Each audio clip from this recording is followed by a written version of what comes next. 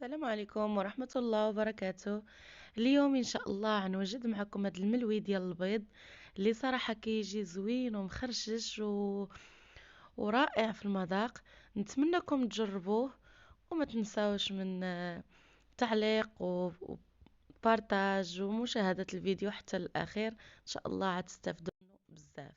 هنا بالنسبة للمقادير كنحتاج واحد 2 زلايف ديال الدقيق فورس وزلافة ديال الفينو مع معلقه صغيره ديال الملحه. كندير واحد المعلقه كبيره ديال العسل، ولا تقدري تعوضيها بمعلقه كبيره ديال السكر. من بعد هنا كنزيد واحد 2 المعالق كبار ديال الزيت النباتيه، وهنا كندير واحد البيضه.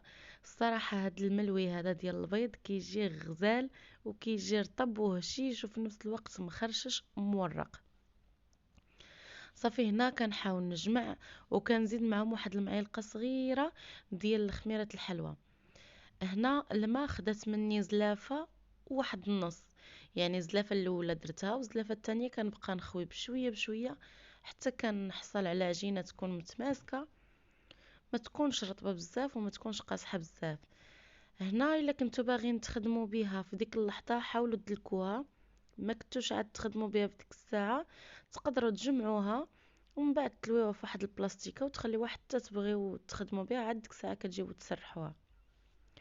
بالنسبه كنحتاجو هنايا الزيت باش نورقوه، والفينو كندير فيه شويه الخميره ديال الحلوى، والخلطه كندير فيها الزبده 100 غرام ديال الزبده مع 2 المعالق كبار ديال الدقيق، وكنزيد عليهم الزيت حتى كتولي ليا بحال شكل بوماد.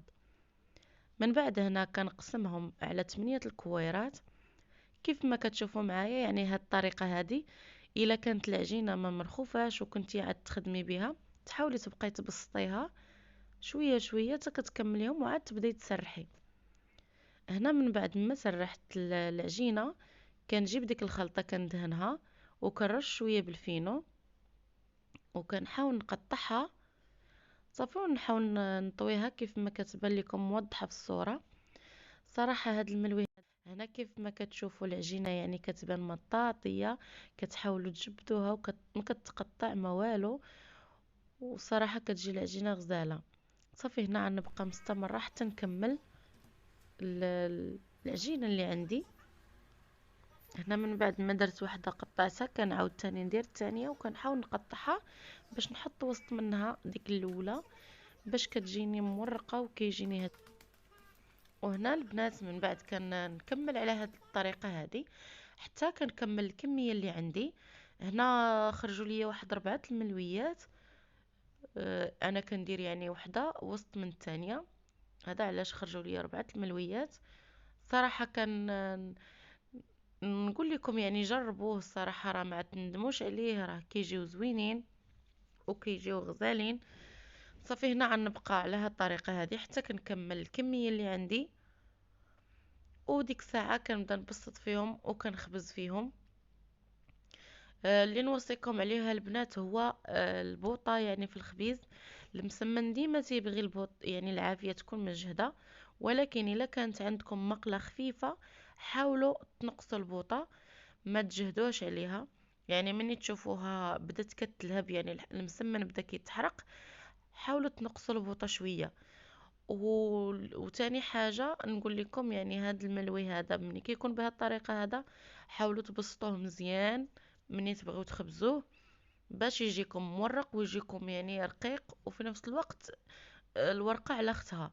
انا هنايا راني درت واحد الغلط، ولكن من الاحسن الانسان يعني نقولوا لكم باش نتوما ما تغلطوش فيه.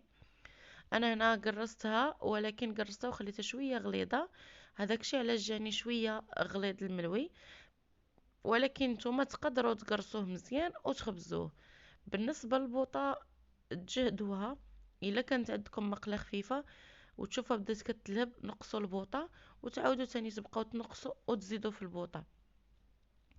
هنا كيف ما شفتوا انا هاد الوقيته هذه راه كنخبز معكم راه 12 ونص ديال الليل. هادشي علاش زربت عليه وفي نفس الوقت بحال تحرق ليا شويه الملوي، ولكن نتوما ديك الساعه تكونوا رادين ليه البال وحاضين معاه باش يجيكم هو هذاك. حنت انا كنت جربت المسمن مع الملوي ديال البيض مع البنات في اللايف، جا هو هذاك، جا غزال صراحه، جا مورق رقيق. هذا بغيت نصورو، راكم عارفين حكم التصوير، كتبقاي تحطي الكاميرا هنا هزيها من هنا صافي كتولي مبرزطه، ما كتبقايش مقابله، يعني واش تقابلي المقله ولا تهزي التليفون تبيني. هذا علاش انايا تحرقت ليا شحال من وحده. ولكن اللي نوصيكم عليها البنات، هي نتوما يعني مني ترميوها فوق من المقله، ديك الساعه تجيو تقلبوها وتبقاو تدوروا في الملويه باش تجيكم هي هذيك وكتنفخ وكتورق. هذا هو الفيديو ديال اليوم، نتمنى يا ربي يعجبكم، وما تنسونيش من تعليق وجيم وبارطاج. وإلا عجبكم المحتوى دعموني باش ان شاء الله نبقى نحط لكم ديما الجديد. كنشكركم وكنشكر البنات اللي دخلوا جداد اللي يخطيكم عليا، والبنات حتى هما اللي عندي قدام في القناه، شكرا لكم بزاف. نتمنى هذا الفيديو يعجبكم، وبسلام عليكم وشكرا على متتبعتكم. هنا غنوريكم يعني كيف جا من الداخل، كيف كتشوفوا كيجي مورق داير بحال شكل بسطيله، يعني الورقه كتبان لكم بلا راها هي هذيك. يلا البنات شكرا لكم، ونتمنىكم يا ربي يعجبكم الفيديو، والسلام عليكم.